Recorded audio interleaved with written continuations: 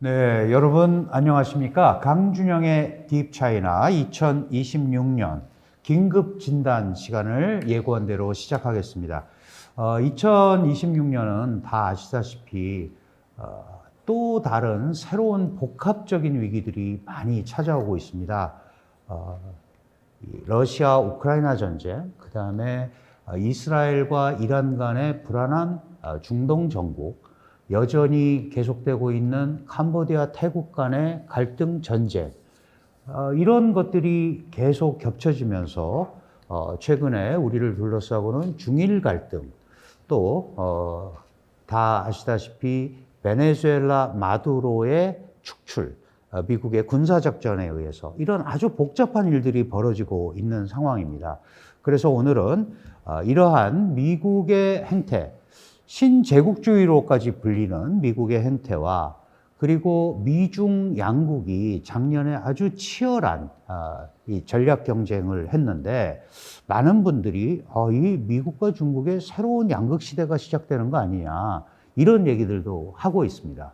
물론 이 새로운 양극은 과거에 미소 간의 그러한 군사 대립이라든가 이데올로기 대립이라기보다는 공급망을 둘러싼 국제 경제 체제 질서의 변화를 노정하고 있는 것 같습니다.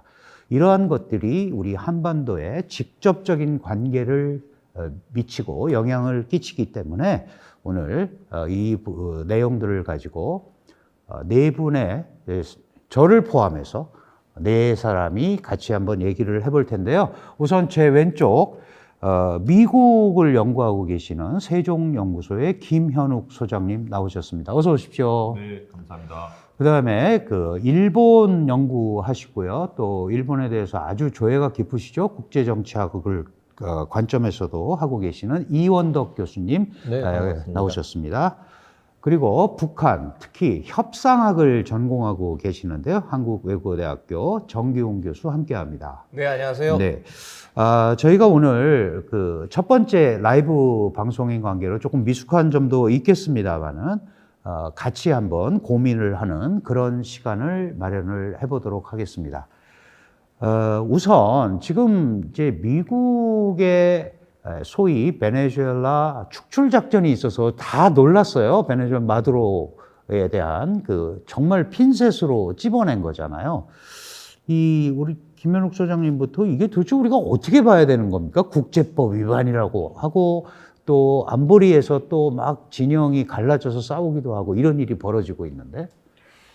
예, 우선 봐야 될 것은 트럼프 행정부의 외교 안보 정책이 어떻게 방향성을 잡고 있느냐를 한번 말씀을 드리면 작년 하반기에 미국 백악관에서 국가안보 전략서라는 미국의 한 정부의 외교안보 정책이 어떤 식으로 나아가느냐를 담고 있는 문서가 나왔습니다. 네.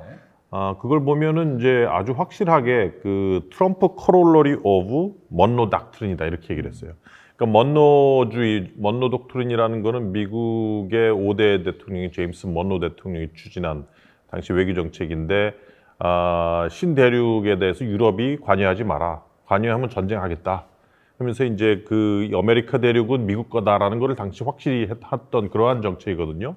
그래서 당시 정책을 소위 이제 지역 패권을 추진하고 고립주의를 분명히 했던 정책이다라고 하는데 지금 트럼프가 그거 상당히 그대로 답습을 하고 있어요. 그러니까 아마 한 두 가지 이유가 있을 겁니다. 첫 번째는 트럼프가 계속해서 얘기했던 것처럼 미국 우선주의로 나가야 되니까 글로벌 패권은 이제 미국 입장에서는 안 하겠다는 거예요.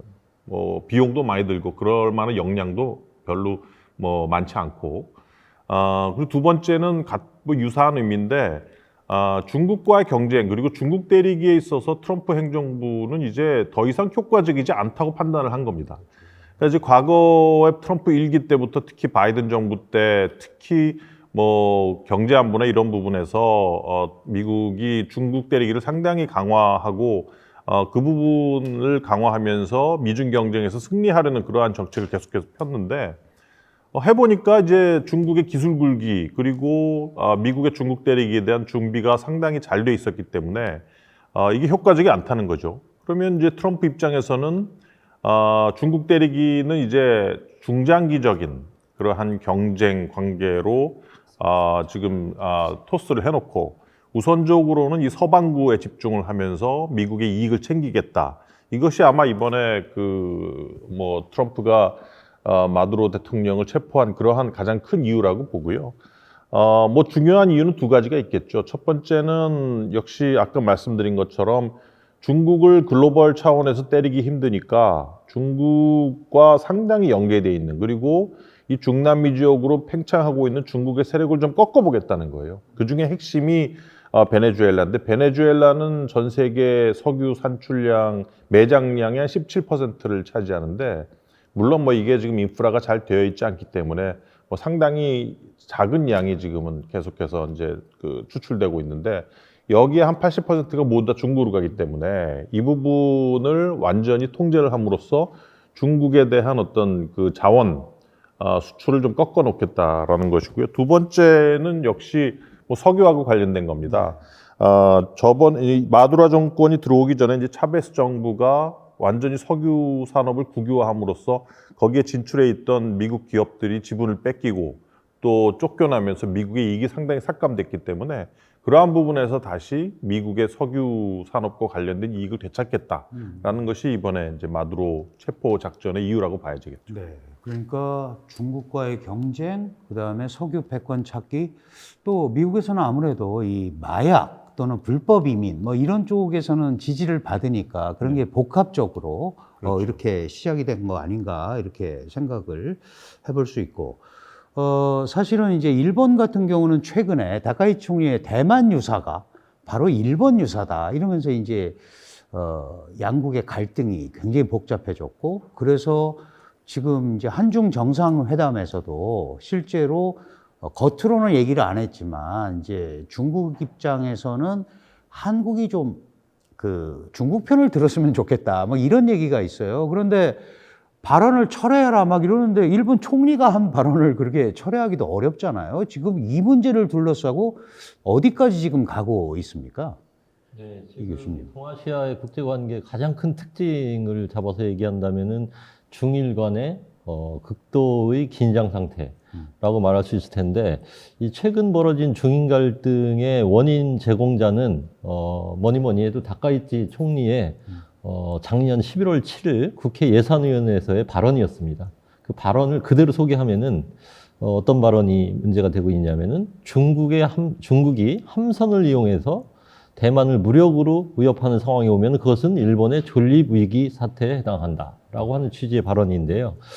이것은 기존의 일본의 안보 정책에서 보면은 약간 일탈한 것이다, 좀 돌출 발언이다, 이런 성격을 가지고 있고, 중국 시진핑 주석 입장에서 보면 하나의 영린을 건드린 거고, 일본의 기존의 안보 정책의 틀에서 보면은 명백히 일탈이고 어떻게 보면 반중 쪽으로 기울어진 것이다라고 본 것 같고, 또 중국에서 가장 중시하는 우리 강준영 교수님이 더 잘 아시겠지만 시진핑 주석의 말하자면 체면을 훼손시킨 사건으로 이렇게 바라보고 있는 것 같아요. 그래서 중국이 연일 한 벌써 2달째 됩니다만은 인적 교류를 차단한다거나 또 일본으로부터의 해산물 수입을 금지시키는 조치, 더 나가서는 무력 시위, 또 요즘 반일령, 한일령이라고 그러죠. 일본의 콘텐츠를 차단하는 그런 정책을 취하고 있고, 급기야는 어제 나온 뉴스입니다만은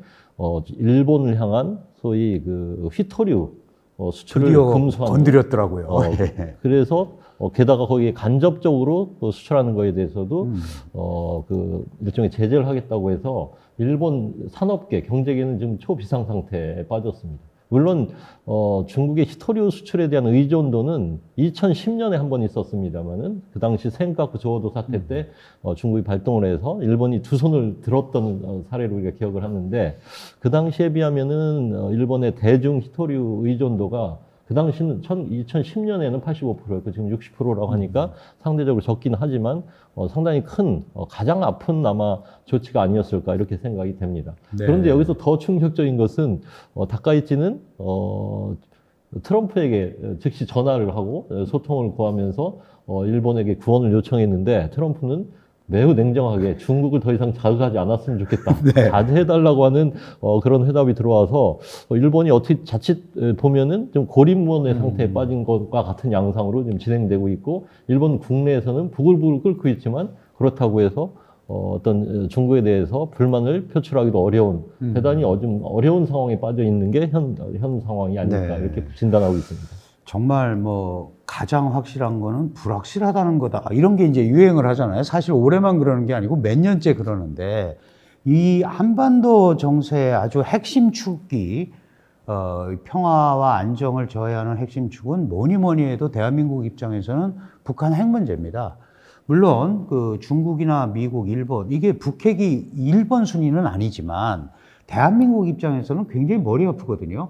그런데 북한이 핵 보유국임을 천명하고 그 다음에 뭐 핵 비핵화라든가 이런 거 얘기하려면 우리랑 대화도 시도를 하지 마라.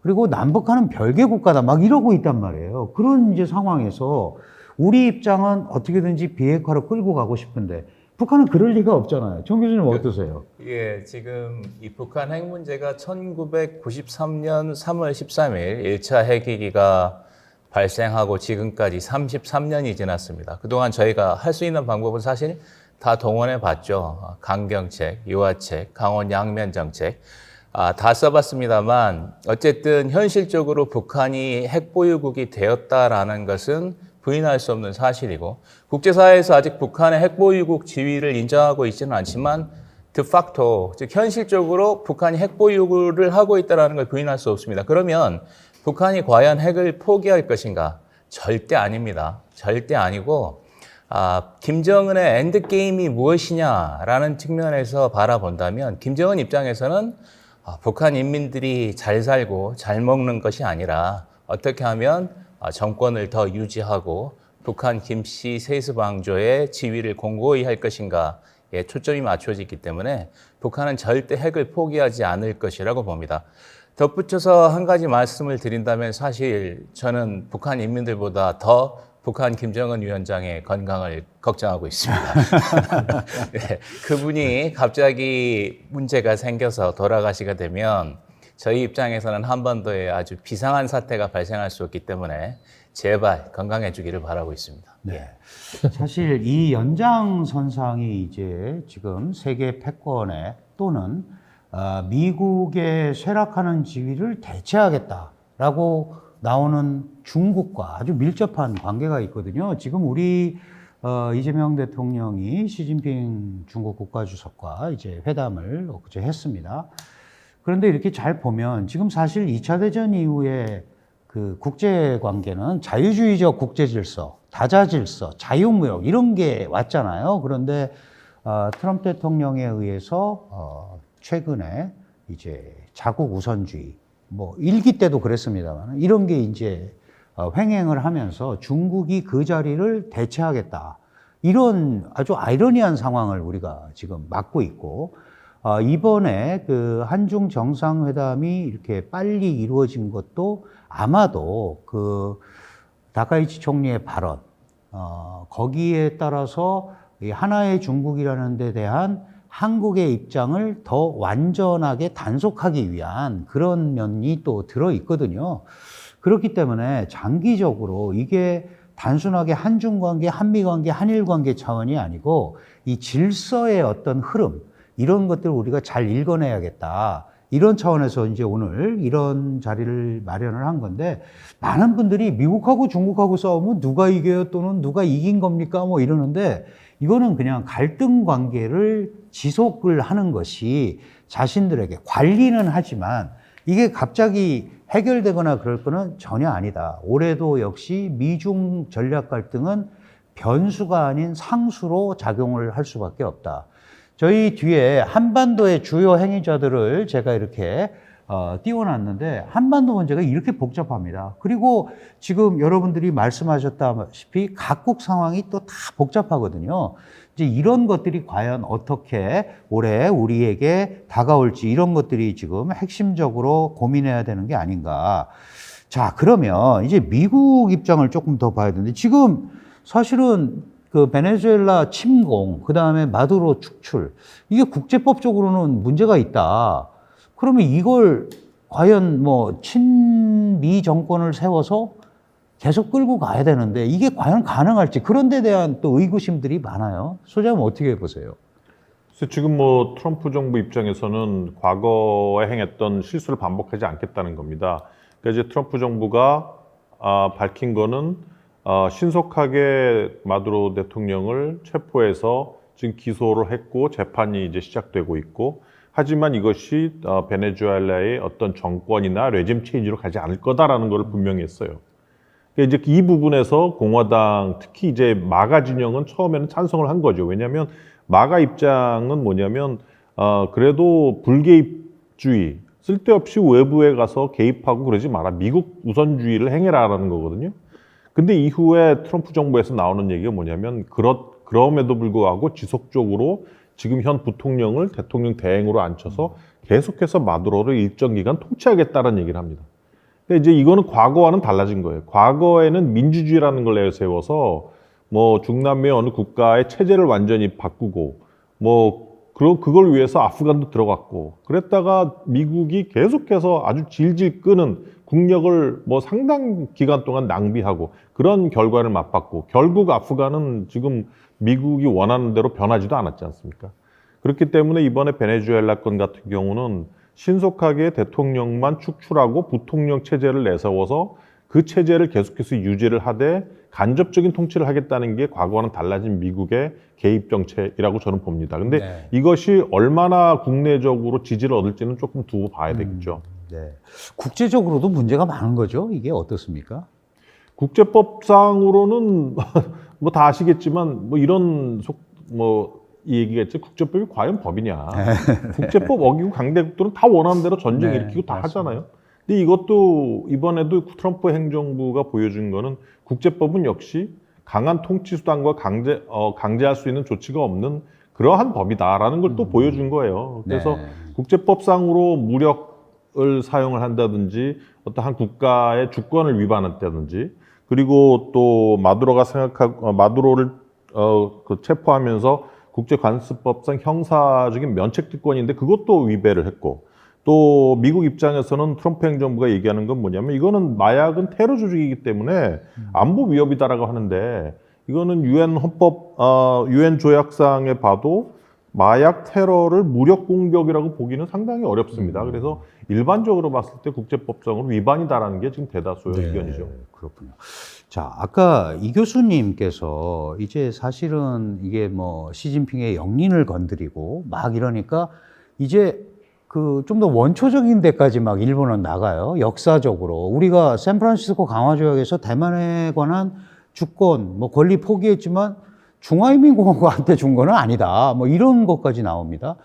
이게 사실은 이런 역사 논쟁, 중국과 일본의 아주 오랜 갈등, 그리고 중국은 그 일본 제국주의의 피해자, 뭐 막 이제 이런 거를 얘기하고 있는데, 사실 일본이 여기서 벗어나기는 쉽지는 않지만 이 문제를 두고 일본은 어떻게 얘기를 하고 있나요? 이 중국과의 관계에 있어서?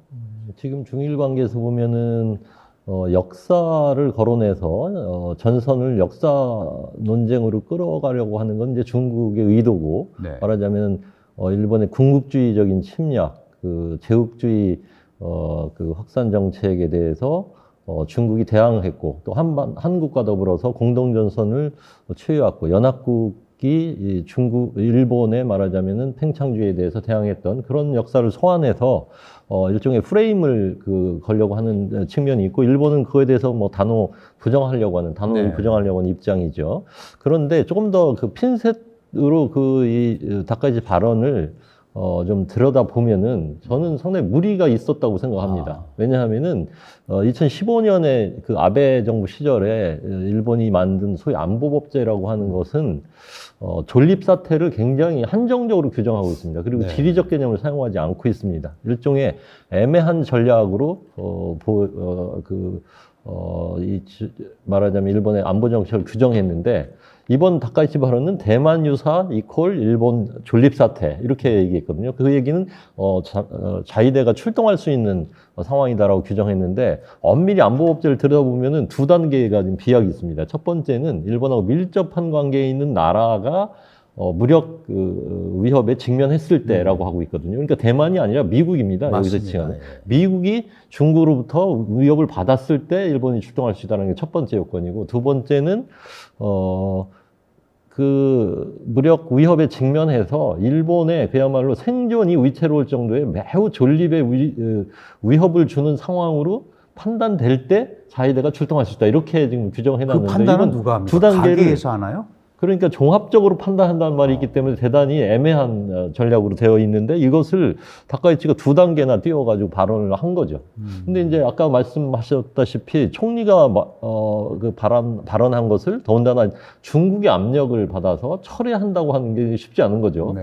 게다가 다카이치는 일본에서 지금 높은 지지율을 가지고 있고 이제 정권 출범한 지 2개월밖에 안 되기 때문에 철회는 하지 못하고 약간 뭐 사과성 발언을 하고 또는 중국하고의 소통을 좀 하고 싶다라고 하는 애둘러서 지금 중국하고의 긴장을 완화하고 싶은 제스처는 취하고 있습니다만 중국이 좀처럼 네. 거기에 호응을 하지 않고 있기 때문에 상당히 지금 다카이치 정권으로서는 상당히 외교적으로는 어려운 국면에 처해 있다. 저는 그렇게 진단하고 있습니다. 그렇군요. 사실은 중국은 찬스를 잡았다고 저는 생각을 해요. 일본이 저렇게 나오고 또 거기다 이제 미국이 어디까지 하는지 또 보는 시험대로도 활용을 하고 그래서 실제로 그 다카이치 총리가 어려운데 그러다 보니까 무슨 뭐 비핵 3원칙 수정 막 이런 얘기도 하더라고요. 이거 하면은 중국은 더 이제 그 견제와 우려가 심해질 것 같은데 그런 데 대한 대비 같은 것도 혹시 뭐 일본이 하고 있습니까? 저는 이제 중국의 대일 대응을 조금 과잉이라고 생각하는 부분이 있는데요. 네. 분명히 다카이치 정부 들어서 일본의 안보 정책을 소극 안보에서 적극 안보로 가져가는 측면이 있습니다. 가령 비핵 3원칙에서 소위 미군 핵의 반입 문제는 완화시켜야 되지 않겠냐. 또는 일본의 GDP에서 차지하는 방위비 지출 2% 원칙을 좀 조기에 달성하고 좀 더 높여야 되지 않겠냐.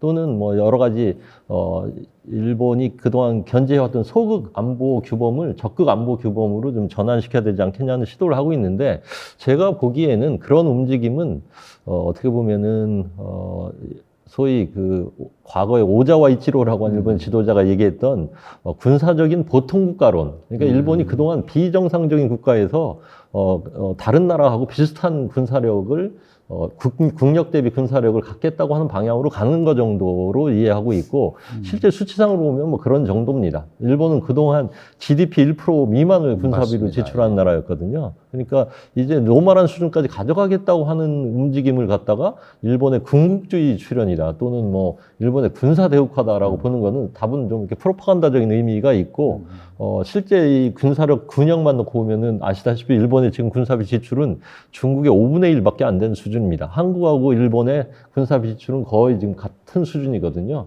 그렇기 때문에 일본 내에서는 중국에서 얘기하는 거, 특히 중국 정부 당국 얘기하는 게 좀 지나치고 일본을 일방적으로 몰아세기 위한 하나의 방법으로 방책으로 그걸 여러 가지 얘기를 하는 게 아닌가 이렇게 받아들이고 있습니다. 그렇군요.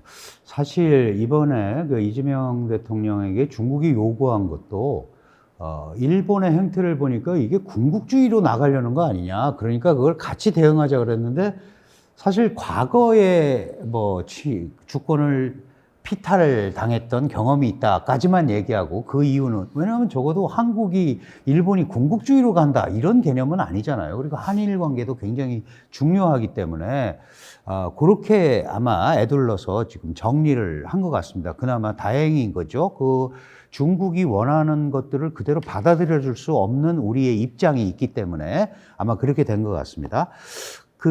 지금 이제 정 교수께서는 북한이 뭐 핵을 포기할 리가 없다. 저도 그렇게 생각을 해요. 근데 요번에 이 마두로 축출, 이게 거의 참수작전에 가까운 거잖아요. 이거 보고 제일 놀랐을 사람이 김정은이 아닐까, 이런 생각이 드는데, 어떻게 보세요? 이게 사실은, 미국이라는 나라가 급하면 뭐 안보리건 미 의회 내부의 어떤 동의도 없이 사실 이란 핵시설도 폭격했고, 요번에도 서방부 남북 아메리카는 미국이 관할한다 이러면서 지금 이렇게 한 거잖아요. 그러면 얼마든지 이렇게 할 수도 있다 이런 건데 많이 놀랐을 것 같은데요, 김정은이? 다들 잘 알고 계시다시피 역대의 독재자들이 자신에 대한 암살 위협을 항상 걱정하고 있다는 건 저희가 뭐 주지의 사실입니다. 김정은 또한 이번 사태를 보면서 굉장히 아마 놀라긴 했을 겁니다. 그런데 사실 김정은 위원장의 경우에 그 축출의 가능성도 축출의 가능성이지만 제가 아까 이 도입부에 말씀드렸던 것처럼 본인 건강 자체에 대한 걱정이 굉장히 클 겁니다. 혹시 자료화면 있으면 좀 띄워주시겠어요? 예. 여기 지금 2011년에 김정일 위원장이 사망하고, 그 다음에 2012년에 이제 이 권력을 잡았죠. 노동당 제1비서로 추대가 됐고, 2021년에, 다음 화면요.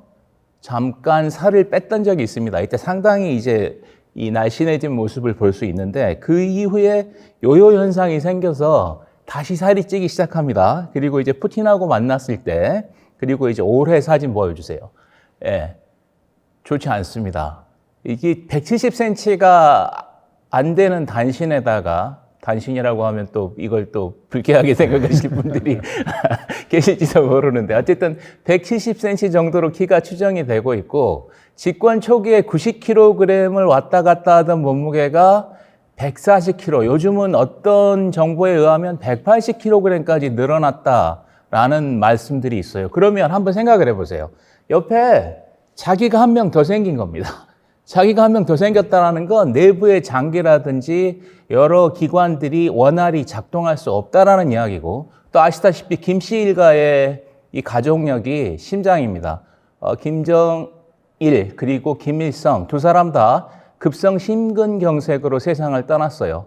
요즘 이제 김주애를 데리고 자주 공식석상에 등장을 하는데, 이건 좀 과도한 장면입니다. 이제 공개석상에서 이런 식의 애정 표현을 하고, 그리고 이제 후계자냐 아니냐에 대한 여러 이제 설들이 있는데, 제 입장에서는 후계자 맞다라고 봅니다. 더 이상 미룰 수가 없는 상태이기 때문에 대중에게 자꾸 김주애를 노출시킴으로써 이 후계자의 지위를 공고히 하고자 하는 시도라고 봐요.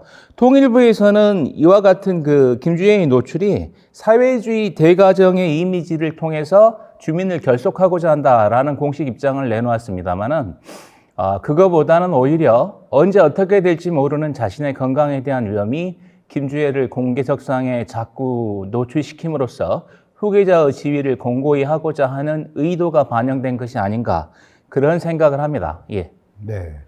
그나저나 북한이 이제 남성 중심 사회고 그런데 그게 될까? 뭐 이제 이런 의구심을 갖는 분들도 좀 있는 것 같아요. 맞습니다. 네. 이제 뭐 가부장적인 북한 사회 구조라든지 아니면 뭐 여성으로서 통치 위치에 올라갈 수 있는가. 그러니까 그 모든 것을 무시할 만큼 절박하다는 이야기죠. 마두로가 축출된 바로 다음에 김정은이 이제 그 극초음속 미사일 발사 현장에서 직접 현장 지휘를 했었고, 핵이 이래서 필요하다라고 그 과시를 했던 장면을 저희가 봤습니다. 그렇다면 북한은 핵을 절대 포기하지 않을 것이고, 이 상황에서 굉장히 이걸 이제 김정은 위원장이 이 상황을 손실 영역으로 생각하느냐 아니면 이득 영역으로 생각하느냐에 따라서 이제 전망 이론의 그 이론적 틀을 따르자면 본인이 굉장히 쫓기고 있다라고 생각한다면 위험 감수적인 생각을 할 테고, 아직은 버틸만 하다라고 생각을 한다면 보수적인 선택을 할 겁니다. 그런데 지금 상황에서 봤을 때는 무슨 짓이든 할 수 있다. 예, 그렇게 말씀드립니다. 그래서 사실 마두로 축출을 보면서 더 핵에 집착하는 거 아니냐, 이제 이런 생각을 하게 되고, 그러면은 한반도 정세가 더 복잡해지는, 우리로서는 특히 엔드 이니셔티브라는 거를 지금 이재명 정부가 얘기하고 있는데, 핵 동결로부터 시작해서 비핵화로 가는 건데, 사실 미국은 핵 폐기를 전제로 하는 거니까 미국 설득하기도 어렵고, 지금 중국 같은 경우는 비핵화라는 말을 뭐 미국도 안 쓰지만 중국도 안 씁니다. 그 군축 보고서에도 사라져 버렸어요. 그러니까 핵 보유국이라고 주장하는 북한을 다시 비핵화 이렇게 얘기하면 간신히 지금 전승절 때 자기 편으로 이렇게 좀 회복했다고 생각을 하는 거를 그르칠 수 있는 그런 상황이 되기 때문에 여러 가지로 우리에게는 굉장히 이제 어려운 상황이 될 것 같다 이런 생각을 해볼 수 있고, 그래서 중국이 뭐 맨날 하는 얘기가 건설적 역할, 그 건설적 역할은 게 도대체 뭔지는 모르지만, 그리고 이번에 한중 정상회담에서도 비핵화라는 얘기는 없고 한반도 평화라는 걸로 대체가 됐는데, 왜냐하면 한반도 평화의 핵심 요인이 북한 핵의 뭐 폐기든 아니면 관리든 방향성이 잡혀야 된다라는 뜻이잖아요. 이재명 정부가 다른 진보 정부하고 좀 다른 거는 한미 동맹을 근간으로 하는 실용외교, 이렇게 마지노선을 정해놨기 때문에 앞으로 이런 부분들이 계속 한미, 한중, 남북 이런 데가 이제 문제가 생길 수밖에 없을 것 같습니다. 자, 이제 김 소장께서 이제 미국의 정책 마두로 얘기까지 해주셨는데, 요새 이제 저희가 들어보면 마가 진영도 트럼프한테 등을 돌렸다, 뭐 미국이 위험하다, 뭐 이런 얘기를 되게 많이 해요. 그거 어떻게 봐야 됩니까? 지금 뭐 이 모든 거를 하나가 다 맞는 거는 없지만 소장님 어떻게 보고 계세요? 일단은 생각보다 지지율이 빨리 하락하고 있는 거는 사실인데, 그 이유를 보면 뭐 가장 중요한 거는 경제예요. 생각지도 않게 작년 2, 4분기, 3, 4분기 경제 성장률이 높았어요. 특히 3, 4분기는 4.3%를 기록을 했거든요. 그 기록만 보면 대단한 거란 말이죠. 근데 실상 서민들이 중요시하는 거는 그 인플레, 그 물가 상승이 얼마나 되고 있느냐인데, 여전히 미국 내 물가 상승률이 상당히 세기 때문에 뭐 미국 경제는 잘 흘러가고 바닥을 찍고 올라오기 시작을 했다라고 하지만, 서민들 입장에서는 왜 이렇게 그 바이든 정부 때도 코로나 때문에 돈을 너무 풀어서 인플레가 심했는데 트럼프 정부도 인플레가 너무 심한 거 아니야? 그리고 기타 뭐 중도나 진보 진영에서 상당히 예민하게 생각하는 뭐 이민자 문제라든지 뭐 성소수자 문제, 이런 부분에 대해서도 트럼프 대통령이 아주 거칠게 밀어붙이고 있기 때문에 지금 트럼프 정부의 레임덕이 생각보다 빨리 올 거다라는 예측이 있어요. 그리고 이제 중간선거를 앞두고 있는데 저희가 눈여겨봐야 될 건 뭐냐면, 중간선거 공화당 내 경선이 어떻게 진행이 되느냐. 즉 경선 내에서 분명히 친트럼프 인사들, 즉 마가들이 밀고 있는 인사들과 전통적인 비마가층의 후보자들 간에 어느 후보가 최종 공화당의 후보로 경선에 승리할 것인가. 그것을 보면 아무래도 공화당 내 지형이 어떻게 변하는 걸 알 수 있겠고, 그것이 상당 부분 트럼프의 레임덕이 빨리 오고 있구나를 관측할 수 있는 지표가 될 수 있다고 봅니다. 이번에 그래서 이제 제 생각에는 트럼프 입장에서 2026년이 상당히 중요해요. 트럼프 정부 하에서 2026년에 월드컵이 있고 마이애미 G20가 있고 또 미국 독립 250주년이 있습니다. 이런 상황을 쫙 깔아놓고 국내 경제를 잘 마무리를 하고 관리를 해야 중간선거에 어느 정도 선방을 할 수 있기 때문에 26년도에는 아마 미중 관계도 상당히 완화하게 거칠지 않게 가지 않을까 생각을 합니다. 그렇군요. 그 중국이나 미국이나 특히 중국 같은 경우는 외교의 첫 번째 목표가 안정적인 대미 관계 관리입니다. 그러니까 사실은 그 미국이 공격하는 것 이상의 그런 어떤 대응은 하지 않고 있거든요. 그거보다 조금 낮게. 그런데 사실 작년부터 보면 조금 막 이렇게 오버하려는 부분들이 생겨서 이게 뭔가 중국이 새로운 의미를 부여하면서 가는 거 아닌가. 이렇게 되면 미국과 중국이라는 데가 우리나라에 가장 큰 영향력을 끼치는 국가이기 때문에 이제 한국의 입지나 이런 거가 정말 고민스러울 수밖에 없기 때문에 뭐 지켜봐야 되지만 나름대로 전략을 굉장히 잘 짜야겠다, 이제 이런 생각이 들고요. 다카이치 총리 같은 경우는 한일 회담에서도 그랬고 뭐 마당을 같이 쓰는 이웃이다, 이제 이런 표현도 하고, 한일 관계가 굉장히 중요한데 이게 정치적으로 많이 이용을 당했었어요. 그런데 이 지금 트럼프 대통령의 돌발성 이런 거를 보면 이 동아시아 정세 속에서 한일 관계가 굉장히 중요하잖아요. 중요한데 문제는 뭐냐 하면 지금 다카이치 총리를 바라보는 시선이 고이즈미 신지로 방위상 무슨 과도하는 정도 아니냐, 막 이제 이런 얘기도 있어요. 이 일본 내부에서의 어떤 흐름이나 이런 것들은 우리가 어떻게 이해를 해야 되나요, 이 교수님? 다카이치 총리가 등장하는 그 과정과 배경을 좀 살펴봐야 되는데요.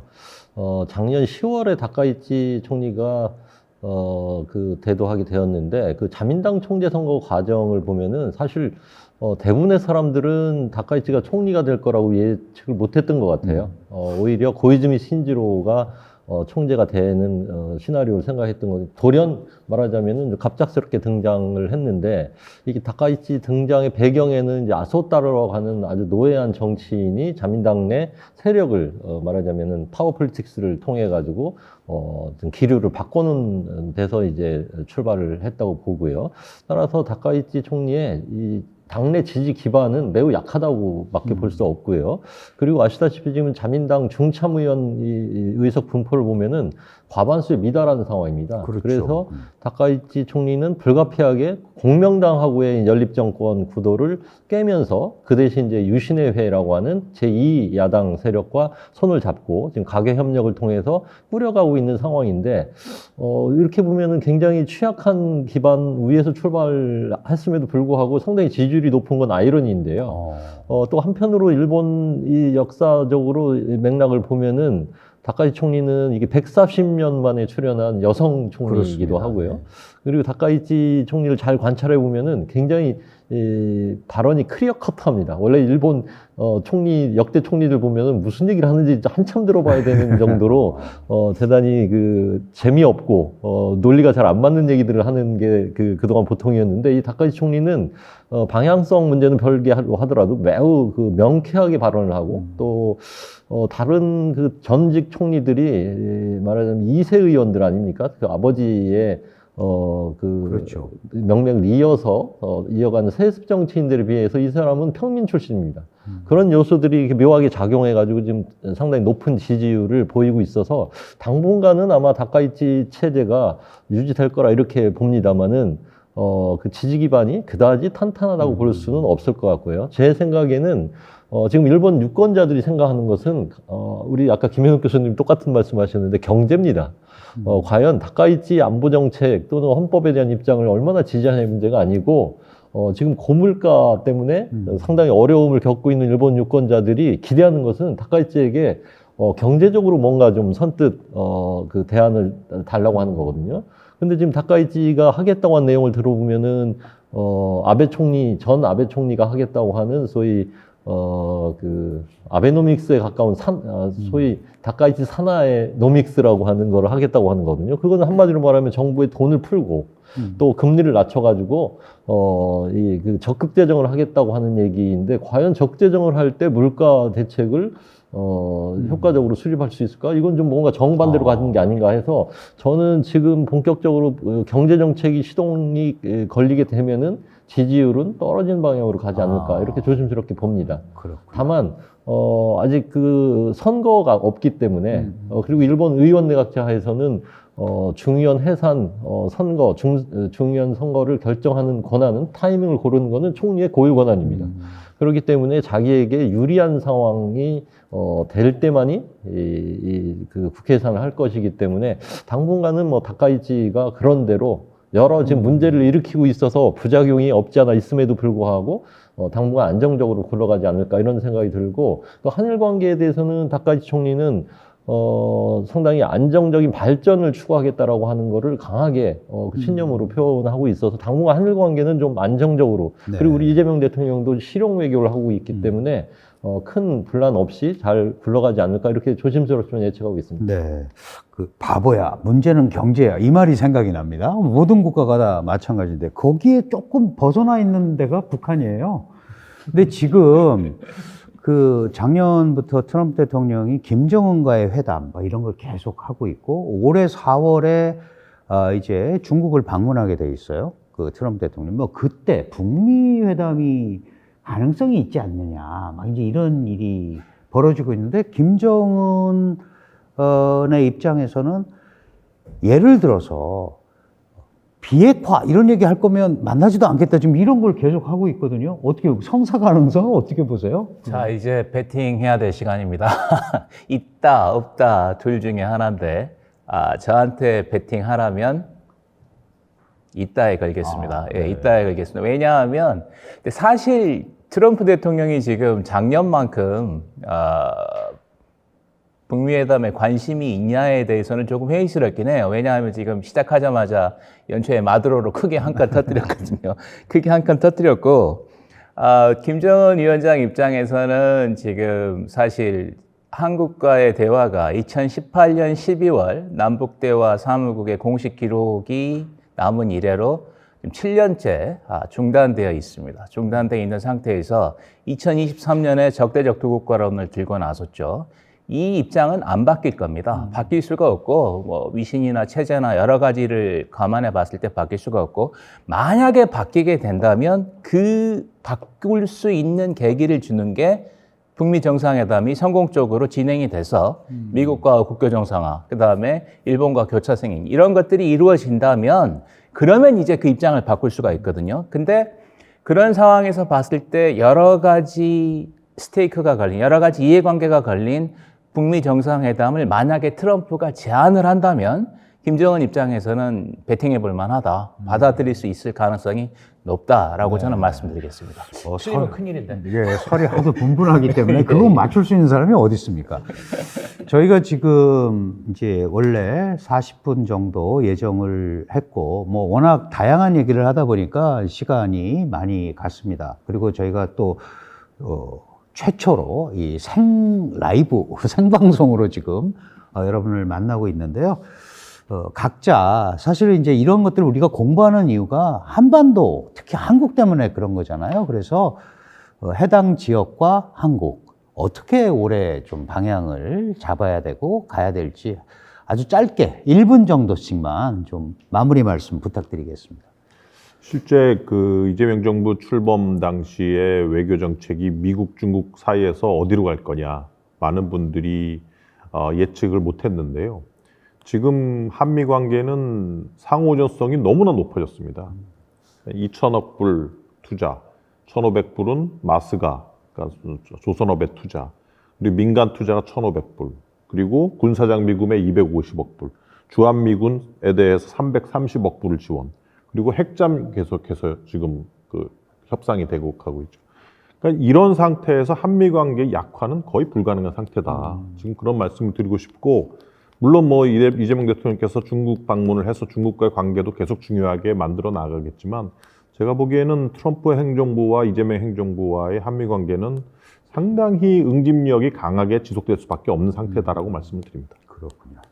자, 상호 의존도가 높아졌고 사실 미국은 한국의 유일 동맹국이니까 우리가 그런 자산을 또 잘 활용할 필요가 있겠죠. 그 밑에서. 자, 일본과 한국, 뭐 말씀하셨지만 어떤 식으로 나가야 됩니까, 이게 지금? 좀 이론적으로 보면 한일 관계 존재 방식을 결정하는 거는 저는 국제 체제다, 국제 환경이라고 보는데, 지금 한일 관계를 둘러싸고 있는 환경을 한마디로 요약하면 미중 패권 경쟁 속에 한일은 동이 갇혀 있다. 이렇게 보여집니다. 그 속에서 한국과 일본의 전략적인 이해와 이익이 상당 부분 공유되고 있습니다. 뭐 작년부터 더욱 그렇게 되고 있고 올해는 더욱 그런 관계가 심화될 거라고 하는 생각이 드는데요. 따라서 다카이치 정부도 이재명 정부도 실용적인 입장에서 보면 한일이 역사 문제로 싸우고 있을 시간이 아니다. 기본적으로 경제, 안보, 전략적으로 협력하고 공조해 나가는 것이 양국의 상호 이익에 부합한다라고 하는 인식이 좀 확립되어 있는 것 같고요. 네. 그런 인식하에서 올해 이제 셔틀 외교의 출발이 1월 14일에 있고 이후에 이제 한일 정상 간의 만남이 이어질 거로 보는데 대체로 그런 기조는 크게 변함없이 유지될 것으로 전망하고 있습니다. 그렇군요. 자, 북한은 남북을 걸어 잠궜어요. 그리고 우리가 우회적으로 지금 뭐 미국한테도 좀 다리 놔달라고 그러고 중국한테도 다리 놔달라고 그러는데 이 남북 관계가 사실 핵심이잖아요. 이거 어떻게 올해 흘러갈까요? 원론적인 답변을 드리는 수밖에 없을 것 같습니다. 예, 이재명 정부의 국익 기반의 실용 외교 그리고 북한에 대해서 여러 전향적인 제안을 했습니다만 북한이 문을 닫아 걸고 있는 상태에서 남북 관계가 갑자기 전환될 수 있는 계기는 조금 전에 말씀드렸던 대로 만약 북미 회담이 성사가 된다면 우리가 다시 이제 뭔가 정상적인 관계를 시도할 수 있지만 우리 스스로의 힘만으로 북한에 계속 호의적인 반응을 보낸다고 해서 북한이 지금은 거기에 답할 것 같지는 않아요. 그래서 어쨌든 우리 정부 입장에서는 가능한 모든 수단을 동원해서 북한과의 관계에 무언가 변화를 꾀하려고 할 테고 그와 같은 노력들이 성공적으로 이루어지길 기대합니다. 네. 사실 그 외교라는 게 쌍방향이니까 뭐 우리만 한다고 되는 건 아니잖아요. 상대방에서 와야 되고 이 한중 정상회담이 그 두 차례에 걸쳐서 2달 만에 2번 만나는 아주 예외적인 케이스가 있었고 그거는 그만큼 한중 양국의 이제 상호 전략적 필요성이 이제 공감이 된 건데 이 사실 지금 말씀 들어보면 안정적으로 갈 수 있고 그다음에 남북 관계는 하여간 뭐 갇혀 있지만 이게 핵심이 결국은 국제 체제 미중이 어떻게 가느냐 여기에 너무 많이 지금 걸려 있는 것 같아요. 그런 의미에서 국익 기반 실용주의를 얘기하지 않은 정권은 하나도 없었습니다. 근데 진정한 실용주의를 어떻게 만들어 가야 되느냐 이런 것들을 우리가 다양한 케이스에서 고민을 해야 되고 역시 핵심은 자강이다. 스스로 힘이 있고 스스로 레버리지를 갖고 있지 않으면 천덕꾸러기가 될 수밖에 없는 그런 경험을 우리가 했었고 지금은 많이 달라졌다. 그렇다면 우리가 분명하게 올 한 해 이런 부분에 대한 전략적 접근, 어떤 고민 이런 것들을 좀 체계적으로 담아내는 게 필요하겠다. 이렇게 말씀을 드리고 이제 각각 개별적인 문제에 대해서는 또 따로 모셔서 자세하게 듣도록 그렇게 올해 저희 강준영의 딥 차이나가 순서를 마련을 해보도록 하겠습니다. 2026년 강준영의 딥 차이나 긴급 진단, 미국의 신제국주의, 그리고 미중 신양극 시대, 또 남북의 경색, 이걸 어떻게 볼 것이냐. 이런 전반적인 큰 흐름을 한번 짚어봤습니다. 오늘 첫 번째 라이브였는데요. 좀 미숙한 점도 있었습니다만은 앞으로 다양한 방식으로 여러분을 찾아뵙기를 약속드리면서 다시 한번 감사드립니다. 김현욱 소장님, 이원덕 교수님, 정경 교수님 수고 많으셨습니다. 감사합니다. 감사합니다.